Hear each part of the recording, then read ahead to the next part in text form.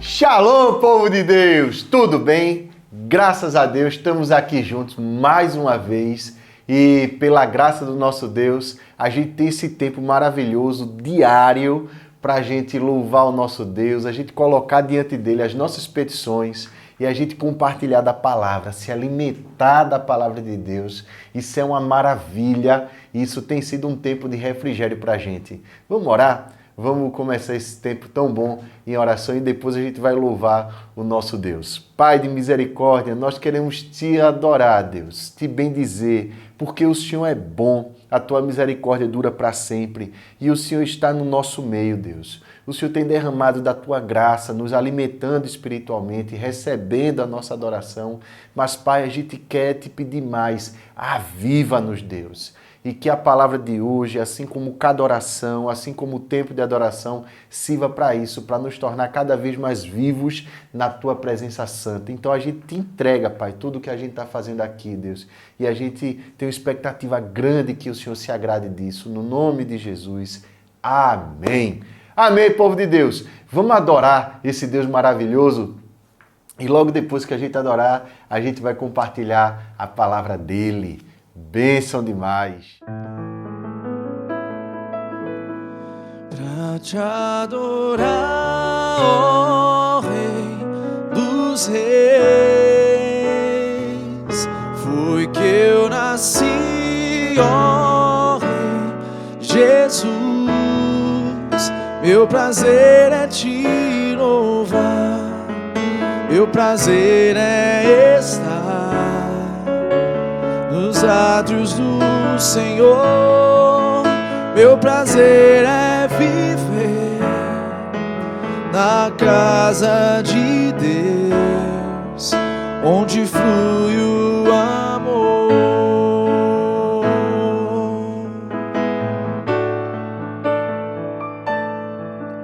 Em espírito, em verdade, te adoramos,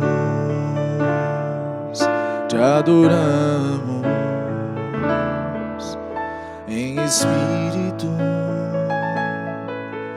em verdade,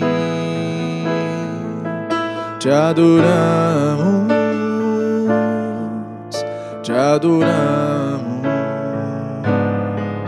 Rei dos Reis e Senhor, te entregamos nosso viver. Rei dos Reis e Senhor,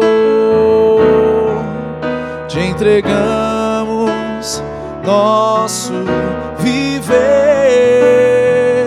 pra te adorar, ó Rei dos Reis.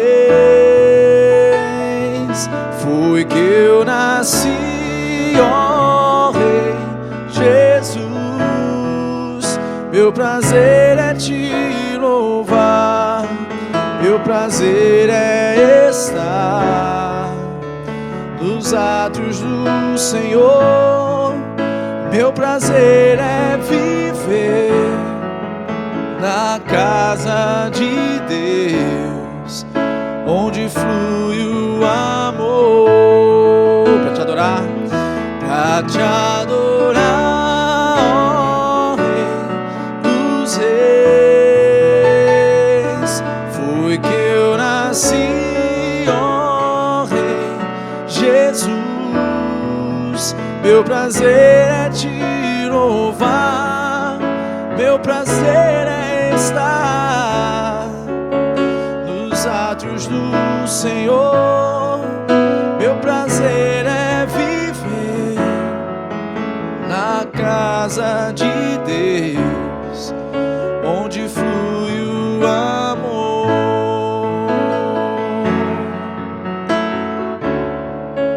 Ministrando louvor,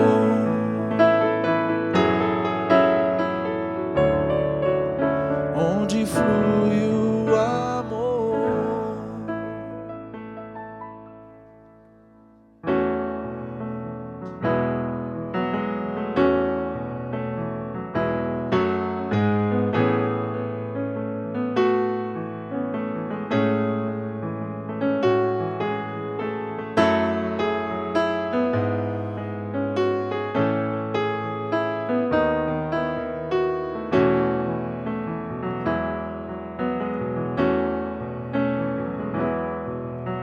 Vinde, adoremos, demos glória ao Cordeiro, a Jesus Salvador, ressurreto Senhor, exaltemos, aleluia. Ele é digno, Ele é santo, soberano e fiel, sempre eterno e imortal, verdadeiro.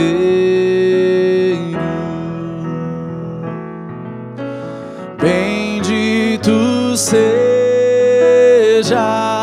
o teu nome, nome que é sobre todo nome. Seja Cristo louvor, toda honra e poder pelos séculos dos séculos sem fim.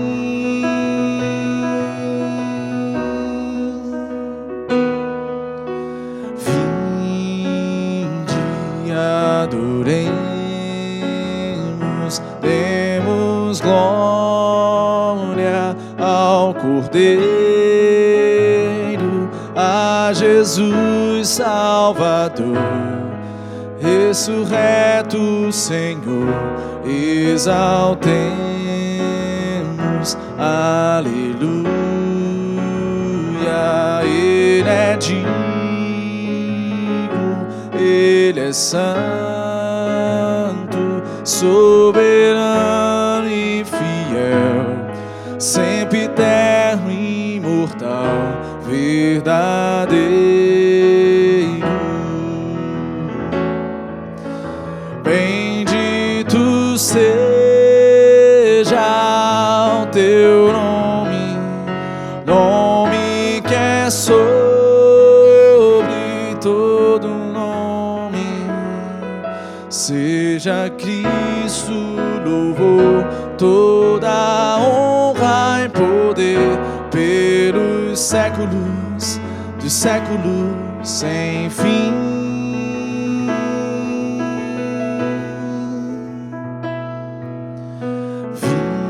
Vinde, adoremos, demos glória ao Cordeiro, a Jesus Salvador, ressurreto Senhor, exaltemos, aleluia. Ele é digno, Ele é santo, soberano e fiel, sempre eterno e imortal, verdadeiro.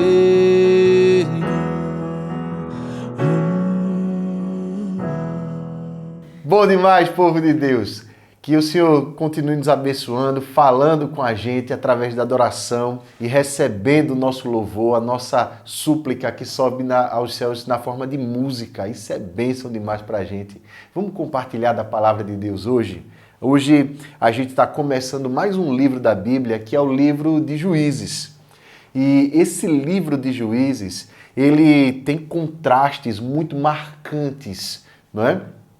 Ele mostra o pior da natureza humana, mas ao mesmo tempo ele mostra o melhor da graça, da misericórdia, do amor, do poder do nosso Deus. A gente percebe que o livro de Juízes, ele obedece uma tônica assim de uma espiral descendente. Ele vai descendo, o povo vai caindo moralmente, mas Deus ele continua fiel. E cada vez que o povo cai, Deus vai lá e resgata o povo e persevera com esse povo e não desiste desse povo. O nosso Deus é um Deus perseverante. Então, se eu posso te dizer uma coisa de cara aqui, que talvez sirva de alento para o seu coração, é que Deus não desistiu da sua vida e que você é alvo da misericórdia do nosso Deus. No entanto, o livro de Juízes também nos revela, assim, uma mentalidade e um procedimento que permeava o povo naqueles dias tão turbulentos, de uma espiritualidade que foi caindo cada vez mais. Só em alguns arrobos assim é que havia aqui e ali um avivamento, mas não era uma coisa assim de caráter nacional, mas local, onde Deus ia levantando os juízes. E o último versículo desse livro, que está lá em Juízes capítulo 21, versículo 25, ele revela o que era que se passava de fato. Naqueles dias não havia rei em Israel, cada um fazia o que achava mais reto. Flexibilidade moral, havia ali uma relativização ética grande. Então, cada um dizia o que era certo e o que era errado. Aquele mesmo pecado lá de Gênesis foi tomando proporção quando o homem e a mulher passaram a determinar o que era certo e o que era errado, o que era bom e o que era ruim para si.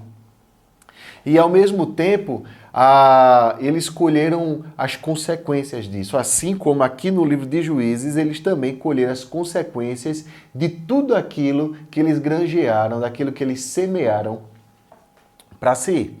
Então, a gente começa a leitura desse livro de Juízes numa virada, numa tônica de transformação, de mudança, porque o grande líder de Israel, né, que era o Josué, ele tinha falecido.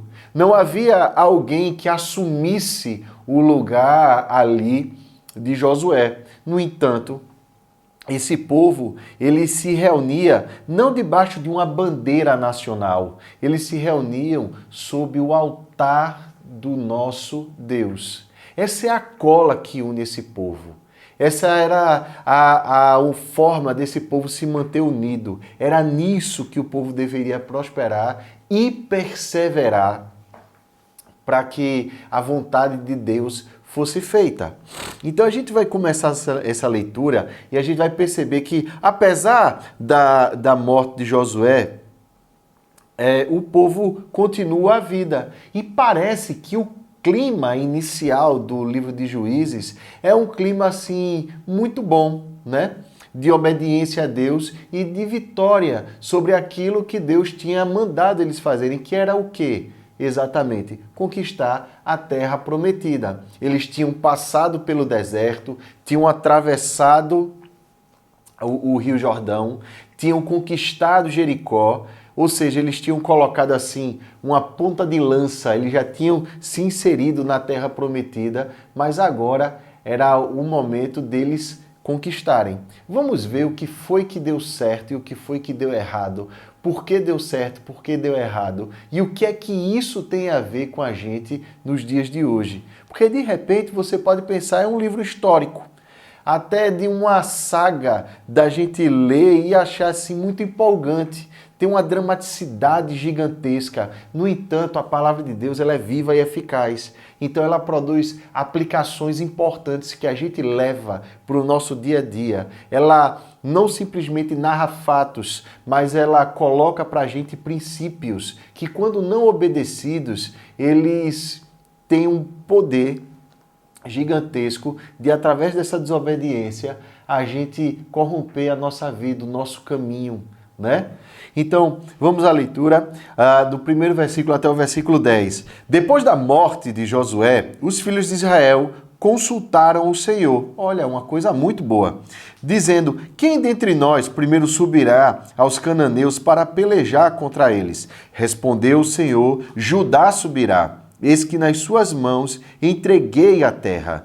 Disse, pois, Judá a Simeão, seu irmão, sobe comigo a herança que me caiu por sorte, e pelejemos contra os cananeus, e também eu subirei contigo a tua, que te caiu por sorte. E Simeão partiu com ele. Uma coisa boa que a gente vê de cara aqui, são duas tribos se unindo para um objetivo em comum. O objetivo não era simplesmente de Judá, o objetivo era do povo de Israel. Então essa união, ela é abençoada, né?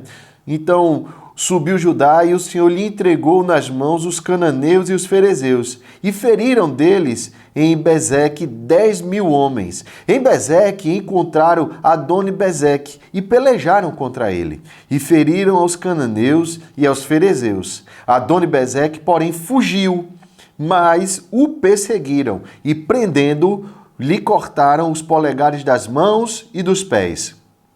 Então disse Adoni-Bezeque: 70 reis, a quem haviam sido cortados os polegares das mãos e dos pés, apanhavam migalhas debaixo da minha mesa. Assim como eu fiz, assim Deus me pagou. E o levaram a Jerusalém e morreu ali. Esse pequeno trecho descreve como era o clima em Canaã. Algumas pessoas dizem: mas aqueles povos viviam lá em paz, em tranquilidade. Não. Haviam disputas territoriais, guerras sangrentas, escravização. Tudo aquilo que o nosso Deus condena havia naquela terra, sem falar do principal problema, que era a idolatria, que nesses cultos, nesses rituais, se praticava todo tipo de coisa horrível e atroz, de sacrifícios de crianças até a prostituição cultural, tudo isso era praticado ali. Então esse trecho mostra como era o clima político daquela terra. Um homem só, ele subjugou 70 reis e ele os fez escravos. E havia um emblema para isso daí, muito doloroso, era a amputação, né? Dos polegares dos pés, das mãos, e aí o povo ficava à mercê desse rei. E agora o povo de Israel vem como essa justiça de Deus, e em obediência a Deus, eles iriam governar aquela terra. Os filhos de Judá pelejaram contra Jerusalém, e tomando-a, passaram-na a fio de espada, pondo fogo à cidade. Depois, os filhos de Judá desceram a pelejar contra os cananeus, que habitavam nas montanhas, no Neguebe e nas planícies. Partiu Judá contra os cananeus, que habitavam em Hebrom, cujo nome outrora era Quiriate-Arba, e Judá feriu a Sesai, a Imã e a Talmai. Então, o povo de Judá, ele parte para fazer a vontade de Deus, se une a Simeão, e eles partem e eles saem conquistando tudo. E eu chamo a atenção dos irmãos para alguns lugares em particular que eram especialmente complicados. Por exemplo, Jerusalém. Jerusalém, ela ficava no alto de uma montanha, como fica até hoje.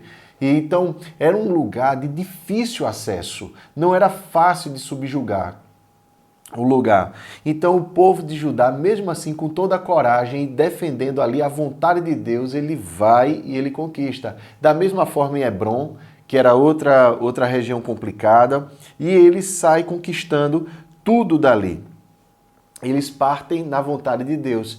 Parece então que até aqui tá tudo bem, que as coisas vão caminhando maravilhosamente bem. Por quê? Um princípio básico foi preservado. Antes de qualquer passo, é necessário consultar o Senhor.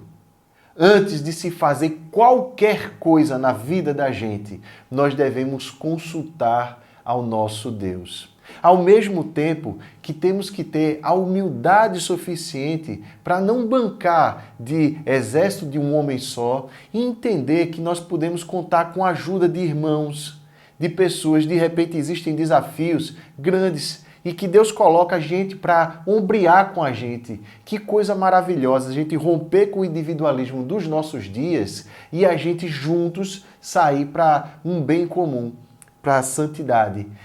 Isso acontece, meus irmãos, nos nossos dias, quando nós pedimos oração aos nossos irmãos, quando nós perseveramos juntos como igreja, quando nós estendemos a mão àquele que precisa, quando diante de um grande desafio nós nos aconselhamos com alguém que sabe mais. Isso é o caminho do sábio, consultar o Senhor e contar com a ajuda dos irmãos que podem ser instrumentos de Deus na vida da gente. E aí os grandes desafios se tornam pequenos diante da presença de Deus que nos usa e que nos dirige. Nesse contexto, versículo 11 agora, dali partiu contra os moradores de Debir, e era dantes o nome de Debir Quiriate-Sefer. Disse Caleb. Caleb, lembra de Caleb, o amigo de Josué? A quem derrotar Quiriat-Sefer e a tomar darei minha filha Axa por mulher. Tomou-a, pois, Otniel, filho de Kenaz, o irmão de Caleb, mais novo do que ele, e Caleb lhe deu a sua filha Axa por mulher. Talvez isso seja estranho para os nossos dias, mas para aquela época isso daqui era uma verdadeira prova de fogo. Em outras palavras, o que Caleb estava dizendo era o seguinte: eu quero um genro que seja um homem e que cumpra a vontade de Deus. Em outras palavras, eu quero um crente casando com a minha filha. Esse é o desejo de todo pai. E eu vou falar isso com muita propriedade porque eu tenho 3 filhas. E é isso que a gente deseja, não é? Para os filhos, para as filhas da gente. Então, é isso daí que Deus abençoa. Esta, quando se foi a ele, insistiu com ele para que pedisse um campo ao pai dela. E ela apeou do jumento, ela desceu do jumento. Então Caleb lhe perguntou: o que desejas? Respondeu ela: dá-me um presente, deste-me terra seca, dá-me também fontes de água. Então Caleb lhe deu as fontes superiores e as fontes inferiores. A gente percebe então aqui, meus irmãos, uma coisa maravilhosa, que não era simplesmente a conquista da terra, mas isso daqui era o assentar de um povo que iria prosperar, iria ter uma vida naquela terra. Muitos desses povos aqui, eles tinham um estilo de vida seminômade. Eles saíam por ali, por toda Canaã, e eles saíam destruindo e pilhando os povos menores e voltavam ou se deslocavam para outros lugares. É por isso que nós vemos povos como ferezeus e jebuseus, eles aparecendo em regiões distintas de Israel. Eles não eram os moradores de fato, existiam cidades, povos que eram relativamente sedimentados ali, conquanto não existissem como nações simplesmente totalmente organizadas, como os filisteus, por exemplo. No entanto, muitos desses povos, eles não desenvolviam a vida completa ali. O povo de Israel não. O povo de Israel iria desenvolver uma sociedade organizada em torno da adoração a Deus. E o casamento para esse povo era uma coisa sagrada. Conquanto para os outros povos ali, nas circunvizinhanças, casamento fossem arranjos políticos, fossem acordos de paz, fosse inclusive comércio, porque a mulher ela era coisificada, aqui nós vemos uma quebra de paradigma de uma cultura vigente, quando uma filha ela tem liberdade diante do pai para pedir aquilo que era a fonte de maior riqueza naquela época para uma sociedade que se instrumentaria da pecuária e da agricultura como meio de sobrevivência. Então elas pedem ao pai água para que ela possa plantar, para que ela possa beber, para que ela possa dar ao gado. Em outras palavras, ela estava dizendo assim: pai, é o seguinte, eu quero fazer a tua vontade, eu quero me alicerçar nessa terra, eu quero viver aqui, é onde a minha família vai crescer, é onde meus filhos vão ser criados, só que eu queria fazer isso bem feito, pai. Então, será que tem como conseguir água? E aí o pai dela diz assim: com certeza, minha filha, tem sim. Para a mentalidade da época, isso era impensável. A mulher ela deveria permanecer calada, ela não pediria nada e ela deveria ser sujeita a tudo. A gente vê aqui esse rompimento desse paradigma e ao mesmo tempo uma coisa que é bíblica e é muito diferente da cultura da época, inclusive da nossa cultura neopagã, abortista, que é o pai amar a filha. Àquela época, muitas filhas, principalmente as meninas, até a pré-adolescência, elas eram entregues ou como prostitutas cultuais a Baal e a Astarote, ou mesmo sacrificadas a esses mesmos ídolos, e outros como Moloque, por exemplo. Então, a gente está vendo aqui uma quebra. Quando o povo de Deus, então, busca a Deus verdadeiramente, a gente percebe que acontece um ajuste de toda a vida em torno da palavra e da vontade de Deus. A vida acontece, a vida prospera. O nosso Deus, ele abençoa o casamento que acontece debaixo da vontade dele. Isso é uma bênção. E é como eu falei para vocês, para os irmãos, parece que está tudo maravilhoso, parece que está tudo bem, só que aqui as coisas começam a degringolar um pouco. Vamos entender isso, versículo 16. Os filhos do Queneu, sogro de Moisés, subiram com os filhos de Judá, da cidade das palmeiras ao deserto de Judá. Jerusalém era conhecida como cidade das palmeiras, que está ao sul de Arade. Foram e habitaram com este povo. Foi-se, pois, Judá com Simeão, seu irmão, e feriram os cananeus que habitavam em Zefate, e totalmente a destruíram. Por isso lhe chamaram Orma. Tomou ainda Judá a Gaza, e a Asquelon, e a Ecrom, com os seus respectivos territórios. Esse era o território que ficava ali dos filisteus. Esteve o Senhor com Judá, e este despovoou as montanhas. Porém, aí houve uma quebra aqui. Não expulsou os moradores do vale, porquanto tinham carros de ferro. Então, num primeiro entrave, Judá recuou. E ele disse, olha, esse povo tem carros de ferro, eles são muito melhor armados do que nós. Então a gente desiste do nosso avanço. Quando a gente deixa de fazer a vontade de Deus por medo, a gente assume uma postura mais cínica com relação à vida, dizendo assim, não vai dar, né? Eu não tenho recursos, quase como se a gente estivesse fazendo uma declaração pessoal de que Deus não nos abençoaria, de que Deus ele não daria vitória. Vamos relembrar um pouco o que aconteceu com esse povo aqui? O povo passou de pés enxutos pelo Rio Jordão, o povo subjugou as muralhas de Jericó, foi esse mesmo povo. Só que agora ele se acovarda. Ele vê os carros de ferro e diz assim, não dá. Isso mostra pra gente esse princípio de fé, que a nossa fé não pode ser condicionada pelo medo. Às vezes, o medo, ele se torna maior do que a nossa fé e a gente tem assim receio de avançar. A gente prefere olhar para as circunstâncias do que olhar para o nosso Deus. E logo na região do vale, que era um lugar plano, irrigado, o povo disse assim, não queremos, a gente não vai. No melhor da terra, o povo abriu. É verdade que, belicamente, em termos estratégicos, o vale representava um grande desafio, porque os carros eles poderiam correr, né, livremente e fazer uma defesa forte ali, né, montar até um cerco ao redor do povo de Israel. No entanto, a gente crê que é o mesmo Deus que deu ao menino 5 pedras e que do outro lado havia um gigante completamente armado. É o mesmo Deus que era somente um profeta contra centenas de profetas de Baal. É o mesmo Deus que tirou o povo do deserto, que fez o povo atravessar todo o deserto em provisão, que mandou 10 pragas. Meu irmão, é o mesmo Deus de hoje. Então guarde isso como princípio de fé. Toda vez que você tiver medo, não retroceda simplesmente pelo medo, mas você para e você ora e coloca isso diante de Deus e pede a Ele a bênção. A gente não pode retroceder por medo, porque senão a nossa fé é medíocre e uma fé que nada produz, nada significa. Então, vamos continuar a leitura. E como Moisés o dissera, deram Hebrom a Calebe, e este expulsou dali os 3 filhos de Anak.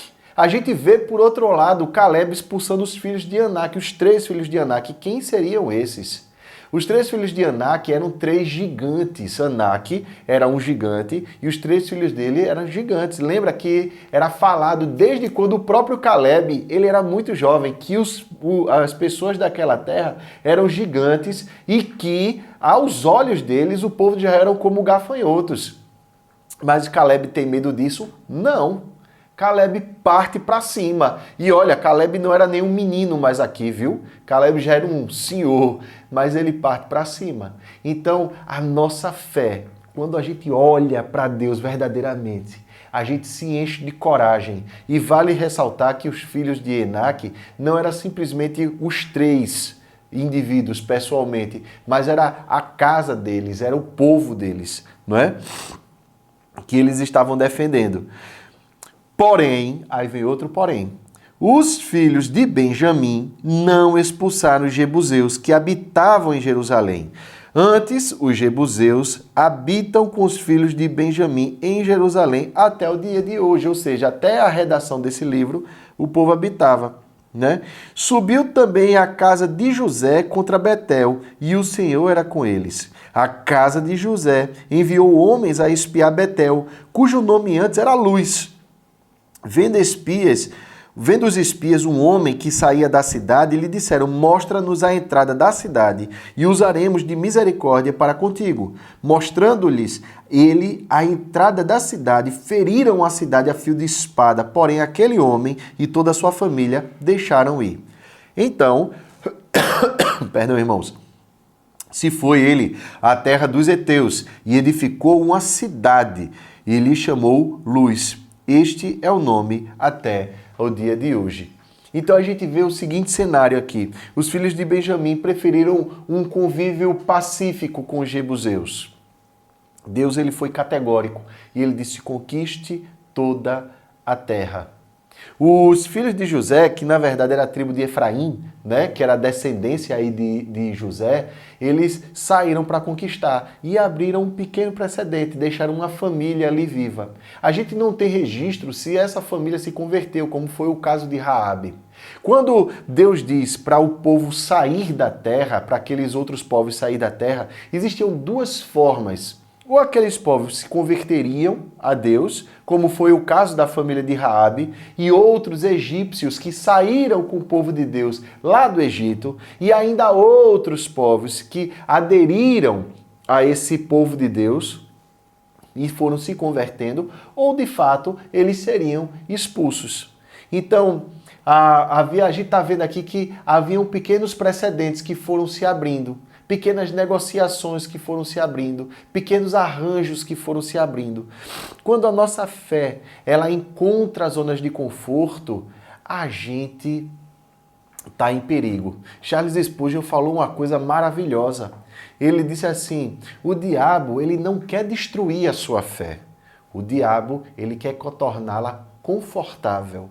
Enquanto você ora a Deus, o diabo fala ao seu ouvido: não precisa ser tão radical assim. É o diabo de terno, que não mais ameaça você com lanças e ferros, mas que elogia e que é um convívio pacífico com você. Entende? Então o povo de Israel estava fazendo essa negociação aqui. Estava aquecendo ao pecado daquele povo, a forma de viver daquele povo. Era isso que o povo de Israel estava fazendo e Deus reprova isso. A nossa fé, ela não tem zonas de conforto. Ah, pastor, mas é tão difícil viver assim. Todo dia é uma luta e todo dia eu tenho que lutar contra o pecado. Todo dia eu tenho que batalhar com a minha família para educar meus filhos. Todo dia eu tenho que lutar contra o meu celular, contra o meu computador, contra a minha televisão. Eu tenho que lutar... Sim, todo dia. Todo dia. A nossa luta não é contra carne e sangue. A nossa luta é contra os principados e potestades, contra os dominadores desse mundo, não é? Então, o nosso caminho aqui é não negociar. Antes, é procurar a vontade de Deus e agradar a Ele em tudo.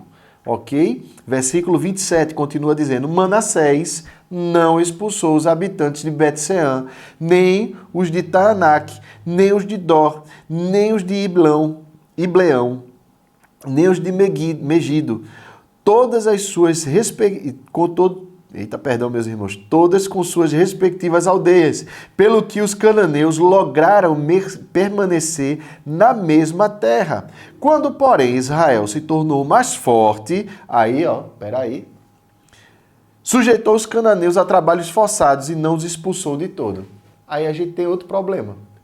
A gente vê que o povo entrava na terra, mas não cumpria a vontade de Deus como um todo. Né? Antes dava aquela assim de um aluno que luta assim para ficar na média, tá entendendo? Para ir para a final precisando de pouco. Ou a mediocridade da fé, ela é terrível, porque a gente vai abrindo pequenos precedentes, tentando conciliar aquilo que o nosso Deus não concilia. a gente vai se tornando, nas palavras lá do livro do Apocalipse, no capítulo 2, salvo engano, versículo 20, morno, né? Gente morna, que às vezes, inclusive, se empolga com a coisa da igreja, mas não com Deus. Então, o nosso caminho, meus irmãos, é diferente. É de cumprir totalmente a vontade de Deus. E às vezes fazer a vontade de Deus implica em perder muitas coisas. Abrir mão de muitas coisas.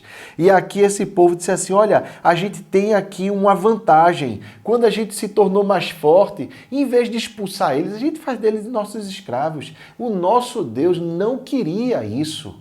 O nosso Deus, ele disse pelo contrário. Na palavra dele, e o povo conhecia a palavra dele. O estrangeiro, o órfão e a viúva, vocês devem tratar muito bem. Porque é simples demais, vocês foram escravos na terra do Egito. E o povo de Israel entendia o Egito, e no original o Egito nem aparece lá como Egito, é Mizraim, que significa terra da provação dobrada, terra da dor dobrada, ou da aflição dobrada. Porque o povo foi escravo lá, e agora esse povo faz escravos. Isso é um contrassenso, é uma contradição, é uma hipocrisia. Não era isso que Deus queria. Mas esse povo prefere se guiar pela lei das vantagens. Olha só que grande vantagem aqui. Ganha eu e ganha você. Você se torna escravo e permanece vivo e agora eu vou me servir de você. Quando na verdade não era isso o que o povo de Deus deveria fazer. Versículo 29, Efraim não expulsou os cananeus habitantes de Gézer. Antes continuaram com eles em Gézer. Zebulon não expulsou os habitantes de Gitrom, nem os de Naalol. Porém, os cananeus continuaram com ele, sujeitos a trabalhos forçados. Aser não expulsou os habitantes de Aco, nem os de Sidom, os de Alabe, os de Axibe, os de Elba, os de Afeca e os de Reobe. Porém, os azeritas continuaram no meio dos cananeus que habitavam na terra, porquanto os não expulsaram. Naftali não expulsou os habitantes de Bet-Semes, nem os de Bet-Anate, mas continuou no meio dos cananeus que habitavam na terra. Porém, os de Bet-Semes e Bet-Anate lhe foram sujeitos a trabalhos forçados. Os amorreus arredaram os filhos de Dan, eles fizeram um sítio, né? Eles confinaram os filhos de Dan até as montanhas e não os deixavam descer ao vale. Porém, os amorreus lograram habitar nas montanhas de Eres e Aijalon e Saalabim. Contudo, a mão da casa de José prevaleceu e foram sujeitos a trabalhos forçados. O limite dos amorreus foi desde a subida de Acrabim e desde Sela para cima. Então a gente vê essa narrativa se distorcendo. As coisas começam bem, ajustadas e vão se distorcendo. Será que isso não acontece com a gente às vezes? A gente se converte e a gente está assim completamente apaixonado pelo nosso Deus, não é? E a gente cultiva uma vida devocional maravilhosa. A gente às vezes sai de uma temporada de acampamentos, de um domingo na igreja, de um culto muito vivo, de uma escola dominical assim, cheia de vida, cheia de alimento sólido espiritual. A gente às vezes vem de uma conferência, de um congresso, de algum lugar, e a gente sai com aquele negócio ali, o coração cheio, só que ao longo da semana, ao longo dos dias, dos meses, a nossa fé vai caindo. E a gente começa a fazer concessões. De modo que esse primeiro capítulo para a gente, ele simboliza demais essa nossa queda às vezes. E a gente vai negociando, né? As coisas de Deus. A gente vai negociando aquilo que não se poderia negociar. Nós vamos ferindo princípios bíblicos, ainda que em outros momentos da nossa vida a gente tenha vivido uma fé tão corajosa a ponto da gente, como povo de Deus, enfrentar gigantes, não é? Então fica um alerta para todos nós. O livro de Juízes, ele vai revelando isso. sabe? Que o povo de Deus vai caindo, né? O povo de Deus, ele vai, assim, tendo a sua fé destruída, sabe? Exatamente por essas negociações que ele faz com esses outros povos. Não era agora o problema mais de expulsar inimigos externos, mas a gente vê desde já os fundamentos daquilo que veio ser a ruína do povo de Deus no livro de Juízes, negociar a fé. Então, meu irmão, minha irmã, não negocie a sua fé, antes permaneça firme. Preste atenção, porque esses desvios eles vão acontecendo de forma muito sutil. Às vezes as coisas não acontecem de forma gritante, porque Satanás ele tem muitas caras e ele não vai mostrar a mais feia delas. Ele vai mostrar a mais bonita, a mais agradável, a mais sutil, a mais interessante. Ele vai se mostrar para você culto, educado, polido, envolvente. E aí, quando a gente percebe, a gente caiu.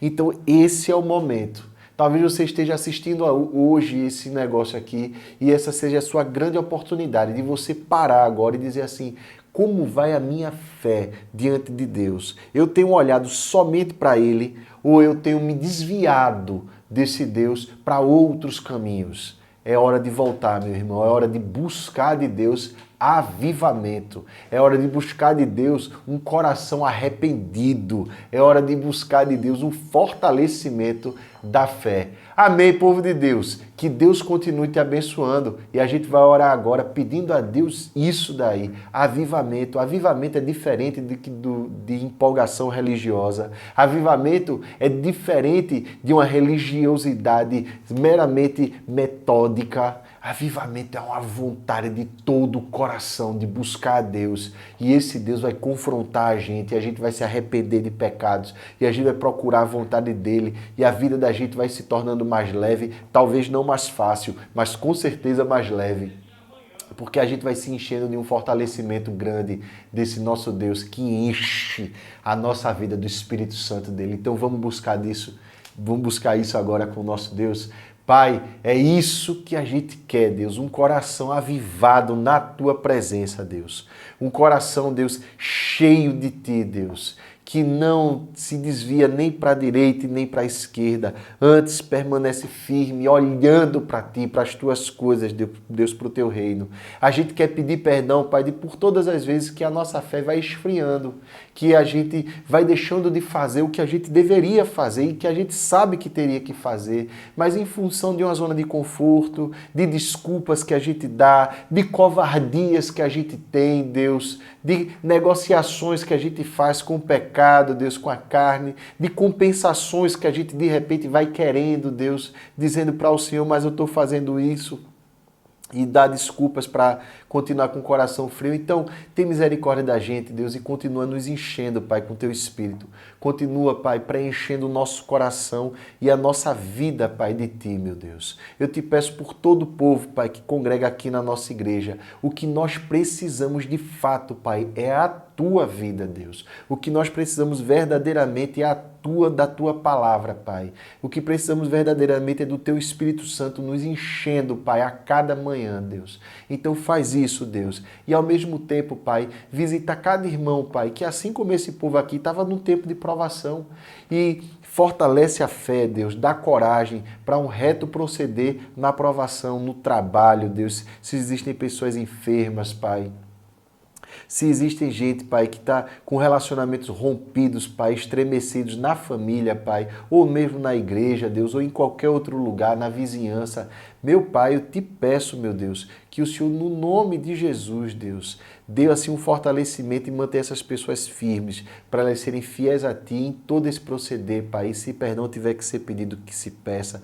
Se perdão tiver que ser liberado, que se libere, Deus. Se existem pessoas que precisam ser curadas, Pai, de forma milagrosa, que haja cura milagrosa no nome de Jesus e que Teu nome, Pai, seja exaltado. Se o Senhor tiver que levantar pessoas, Pai, para ser bênção, que o Senhor levante, Pai, pessoas, Pai. Mas no nome de Jesus, capacita o Teu povo, Pai, dá sabedoria, intrepidez, coragem e força, Deus, para a gente cumprir aquilo que é Tua vontade. No nome de Jesus.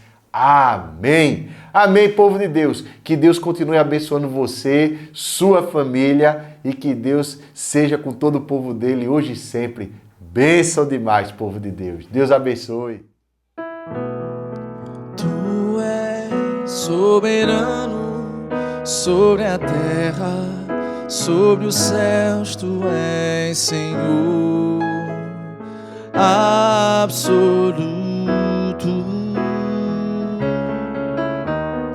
Tudo que existe e acontece, tu sabes muito bem.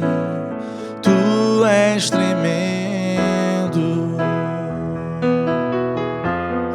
E apesar desta glória que tens, tu te importas comigo também.